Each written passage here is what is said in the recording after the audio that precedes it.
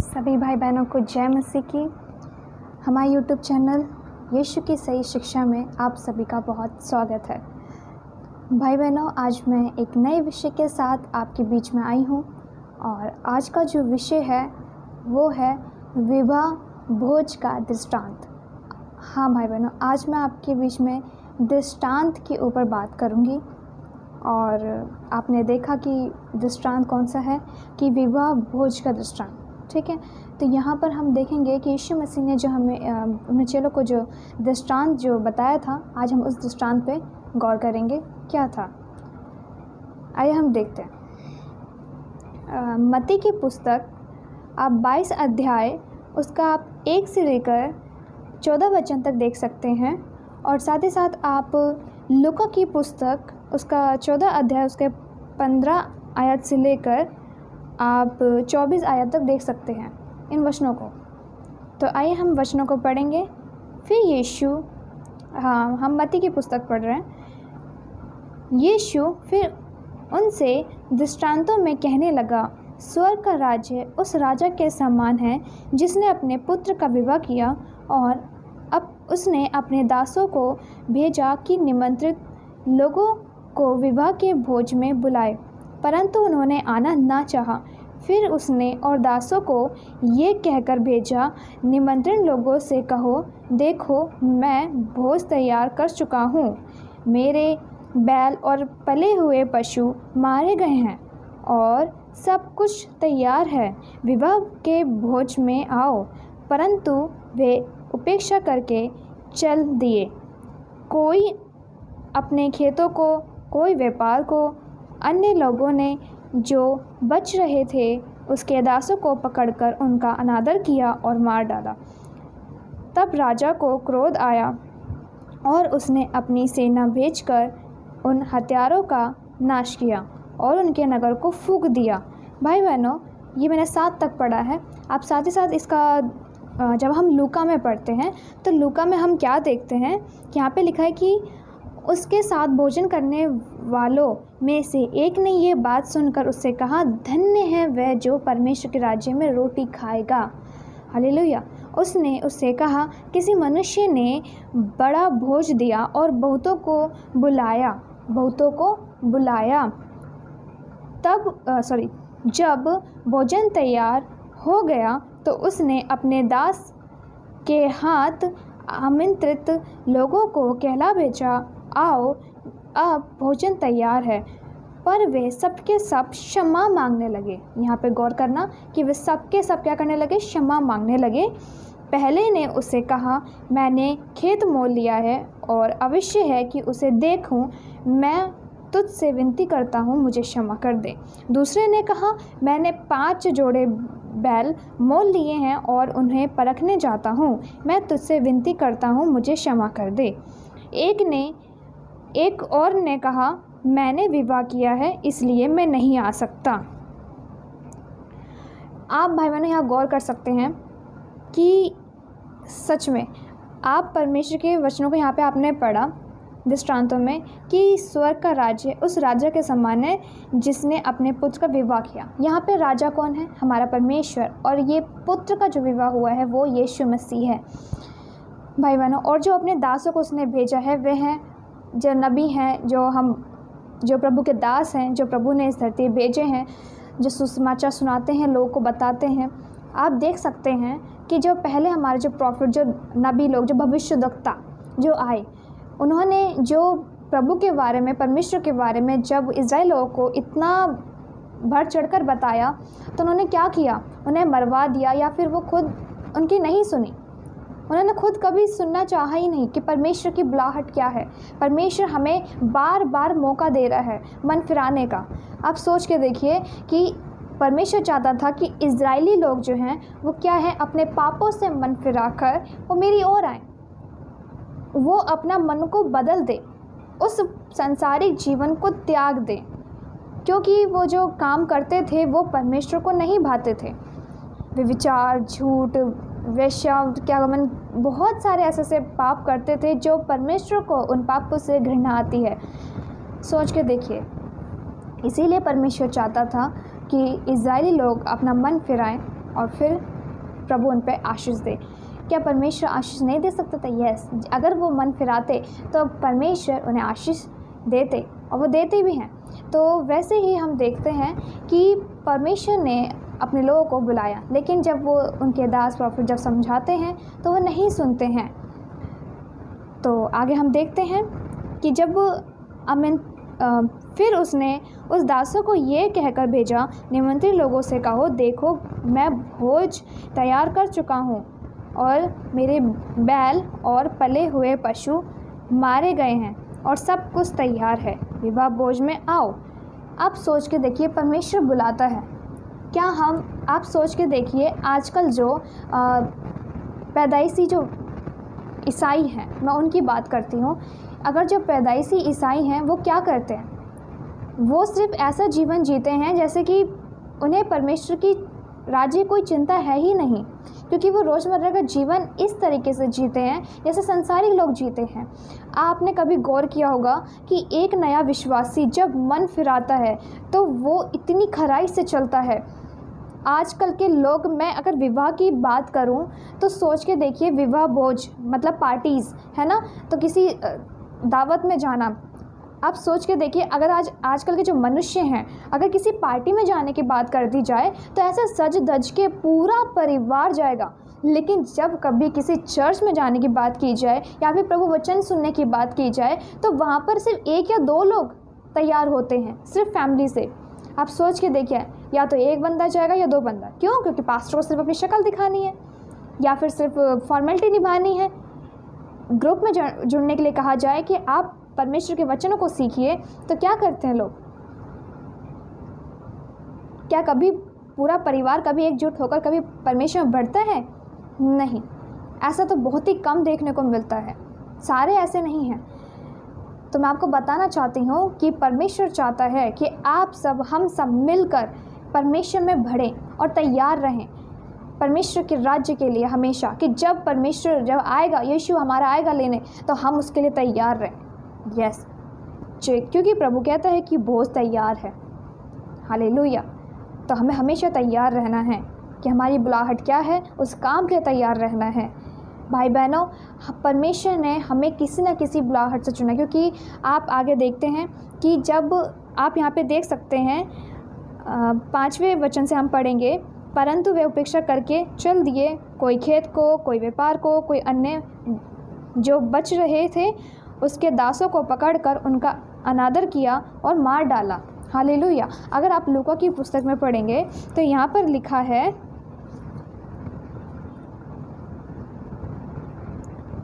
यहाँ पर लिखा है 18 से हम पढ़ेंगे, पर वे सब के सब क्या करने लगे? क्षमा मांगने लगे। पहले ने उससे कहा, मैंने खेत मोल लिया है और अवश्य है कि उसे देखूं। मैं तुझसे विनती करता हूँ, मुझे क्षमा कर दे। आप सोच के देखिए, कोई व्यक्ति क्या खेत को देखे बगैर मोल ले सकता है? आप कभी भी कोई ज़मीन लेने जाते हैं, जब तक आप अपनी ज़मीन को देख नहीं लेते हैं कि वो ज़मीन मेरे लायक है या नहीं, वो सही है कि नहीं, खेत हमारे लायक है या नहीं, आप कैसे मोल ले सकते हैं? तो यहाँ लोगों के बहाने देखिए, लोग कैसे कैसे बहाने मारते हैं। यहाँ पे वो व्यक्ति बहाने मार रहा है कि मैंने खेत मोल लिया है तो मैं उसे देखने जा रहा हूँ। खेत मोल लेने के बाद उसे देखने जा रहा है वो कैसा है कैसा नहीं। आप सोच के देखिए। दूसरा व्यक्ति क्या बोलता है? दूसरे ने कहा, मैंने 5 जोड़े बैल मोल लिए हैं और उन्हें परखने जाता हूँ। मैं तुझसे विनती करता हूँ, मुझे क्षमा कर दे। आप सोच के देखिए, उसने 5 जोड़े बैल ले लिए और उसने अब उसे परखने जा रहा है। क्या सोच के देखिए कैसी मूर्खता वाली बातें हैं। आप किसी जानवर को खरीद रहे हैं, सबसे पहले उसे परखेंगे तब खरीदेंगे। यहाँ पे वो बोल रहा है कि मैंने मोल लिए हैं 5 जोड़े और मैं उसे क्या परखने जाता हूँ।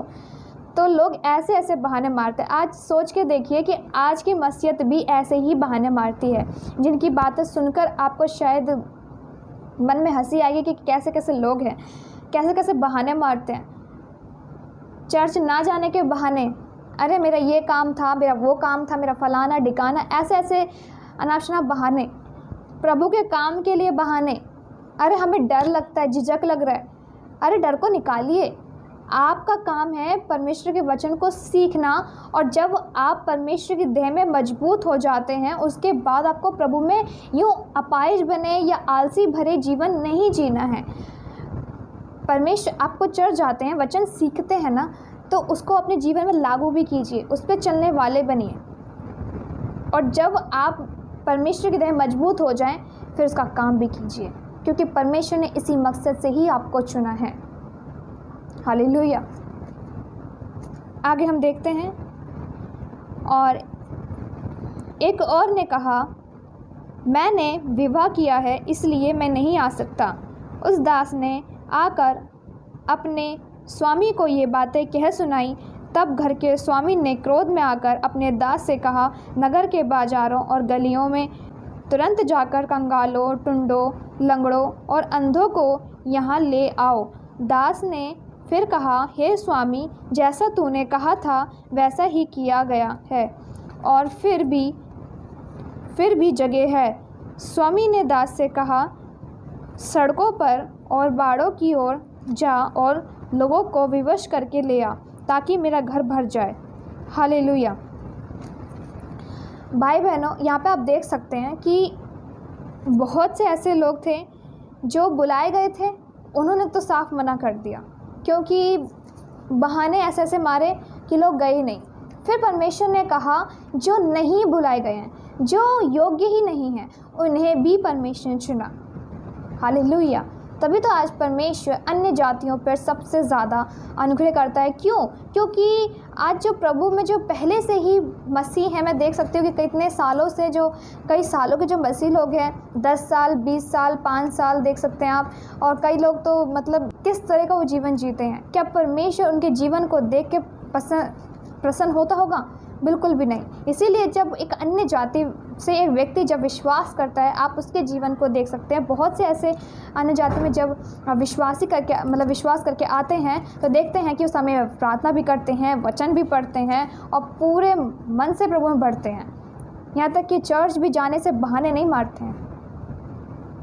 एक अलग से ही उनके अंदर प्यार दिखता है प्रभु के लिए, एक तड़प दिखती है काम करने के लिए, जो शायद एक कई सालों के मसीह व्यक्ति में नहीं दिखती, क्योंकि वो ऐसे सुस्त और आलसी हो जाते हैं कि उन्हें कोई चिंता ही नहीं होती।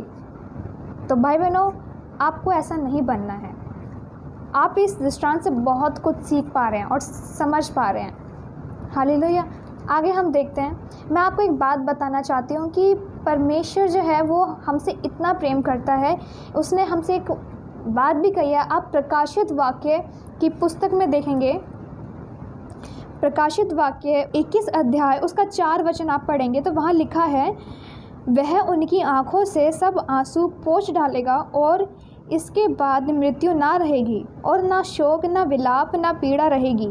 पहली बातें जाती रहीं। हालेलुया। परमेश्वर क्या कहता है कि यहाँ पे हमारे जो आंसू है वो पोंछ डालेगा। भाई बहनों, आज हम जो दुख सहते हैं तो वो एक दिन हमारे, सोच के देखिए, जब परमेश्वर ने आपको अनंत जीवन दिया है तो उस अनंत जीवन में बढ़िए। आपको अनंत जीवन यूं ही नहीं मिल गया है। परमेश्वर ने आपको किसी न किसी बुलाहट चुना है, तो आप उस बुलाहट को समझिए, प्रभु में बढ़िए, प्रभु के वचनों में बढ़िए। हालेलुया। और जब यहाँ पे वचन कह रहा है कि सब परमेश्वर आपके आंसू सब पोंछ डालेगा, ये अंतिम समय ही है भाई बहनों। और बहुत जल्द जब सुसमाचार पूरी जाते हैं फैल जाएगा, प्रभु बहुत जल्द आएगा। आगे हम देखते हैं कि अतः उन दासों ने सड़कों पर जाकर क्या बुरे क्या भले जितने मिले सबको इकट्ठा किया और विवाह का घर अतिथियों से भर गया। जब राजा अतिथियों को देखने भीतर आया तो उसने वहाँ एक मनुष्य को देखा। यहाँ किस मनुष्य की बात हो रही है भाई बहनों? यहाँ एक ऐसे व्यक्ति की बात हो रही है जो एक व्यक्ति ऐसा मतलब भोज में आता है, ऐसा विवाह भोज में एक ऐसे व्यक्ति आता है जो अच्छे वस्त्र नहीं पहन के आता। मतलब जो विवाह के जो शादी पार्टी में जाते हैं बहुत अच्छे वस्त्र पहनकर जाते हैं। तो यहाँ पर एक ऐसा होता है जो विवाह का वस्त्र नहीं पहने था। उसने उससे पूछा, हे मित्र, तू विवाह का वस्त्र पहने बिना यहाँ क्यों आ गया? हालेलुया। आपको मैं एक वचन बताती हूँ। जकरिया की पुस्तक आप देख सकते हैं, जकरिया की पुस्तक उसका 3 अध्याय उसका आप 4 वचन पढ़िए। तब दूत ने उनसे जो सामने खड़े थे कहा, इसके ये मैले वस्त्र उतारो। कौन से वस्त्र? मैले वस्त्र, जो तुम्हारे पाप के, हमारे पाप के जो वस्त्र होते हैं ना, उसे क्या है? उतार दो। फिर उसने उससे कहा, देख मैंने तेरा अधर्म दूर किया है। क्या दूर किया है? अधर्म। अधर्म को क्या कर दिया? दूर कर दिया है। और मैं तुझे सुंदर वस्त्र पहना देता हूँ। हालेलुया। तो आप यहाँ पे देखते हैं कि यहाँ पे कितना अद्भुत वचन है कि यहाँ पे बताया कि तेरे मैले वस्त्र क्या करता हूँ? उतार देता हूँ, तेरे अधर्म को दूर करता हूँ, और फिर मैं तुझे सुंदर वस्त्र पहना देता हूँ। हालेलुया। तो भाई बहनों, आपको इस वचन से क्या समझ में आया कि हमें जब यीशु मसीह हमारे लिए क्रूस पे जब बलिदान हुआ, जो उसने हमारे लिए हमारे पापों को जो बलिदान दिया, उसने जो लहू बहाया है, उस लहू के द्वारा अपने पापों को धो दीजिए। हालेलुया। आप वो लहू का जो बहाया है उसका वस्त्र पहनिए, पवित्रताई का वस्त्र पहनिए भाई बहनों। क्योंकि आप और मैं जब हम संसारिक थे तब हम बिल्कुल पापी थे।